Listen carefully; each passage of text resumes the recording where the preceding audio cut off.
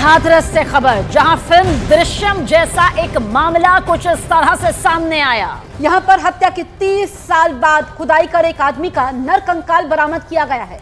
एक व्यक्ति ने 30 साल बाद हत्याकांड का खुलासा करते हुए अपने 2 भाइयों और मां पर पिता की हत्या करने का यह गंभीर आरोप लगाया है और हत्या के बाद शव को घर में ही दफनाने की बात कही, जिसके बाद इलाके में हड़कंप मच गया। मौके की तस्वीर भी आपके सामने, देखिए किस तरह से खुदाई हुई और नरकंकाल यहां पर मिला है। वहीं पुलिस और प्रशासन की टीम मौके पर पहुंची और घर में नरकंकाल की तलाश में घर में खुदाई करवाई जा रही है। तस्वीरें आप तक पहुंचा रहे हैं। 30 साल बाद हत्या का खुलासा होता है और खुदाई में आपको बताएं कि नरकंकाल भी बरामद होता है। पिता की हत्या करके घर के आंगन में दफनाने का आरोप है। नशे में आरोपी भाई ने भाई को बताई पिता की हत्या के बाद, जिसके बाद अब इस पूरे मामले का खुलासा 30 साल बाद हुआ है।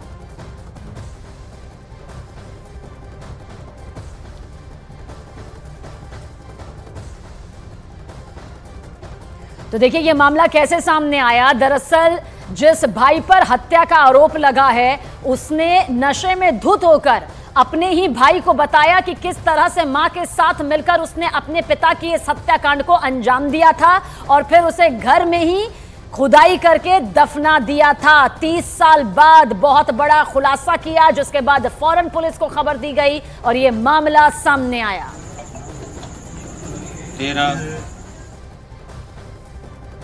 खुदाई इसलिए करा रहा हूँ साहब, 30 से 32 साल पहले मेरे पिताजी को मार के मेरे बड़े भाइयों ने, और उस टाइम में 5-6 साल का रहूँगा, 6-7 साल का, उस टाइम पे उन्होंने मार के और ज़मीन में ही गाड़ा है। और हमको पता चला है कि इसी जगह पे ही उनको किया है जो भी करना होता है। हमको कुछ सुराग ऐसे मिले हैं।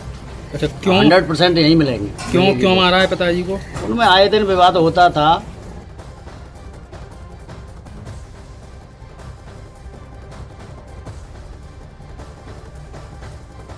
हाथरस में एक हैरान करने वाला मामला सामने आया है। अब से 30 वर्ष पूर्व एक मां और उनके 2 बेटों ने मिलकर अपने पिता की गला दबाकर हत्या कर दी थी।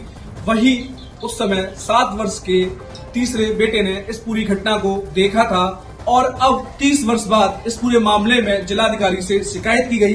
वहीं जिलाधिकारी के आदेश से हाथरस मुरसान पुलिस ने घर में पहुंचकर इस पूरे घटनाक्रम को लेकर गड्ढा करवाया है और वहीं देर रात्रि हाथरस इस गड्ढे में से वो नरकंकाल बरामद हुआ है। आपको दिखाऊंगा, ये वही गड्ढा है। लगभग 8 से 10 फुट गहरा ये गड्ढा किया गया है प्रशासन द्वारा और इसमें से कल वह नरकंकाल बरामद हुआ है। वहीं हाथरस पुलिस ने नरकंकाल को बरामद करके डीएनए रिपोर्ट के लिए भेजा है और इस पूरे मामले में आगे कानूनी कार्रवाई करने की बात कर रही है। सुमित शर्मा, न्यूज़ 18 हाथरस।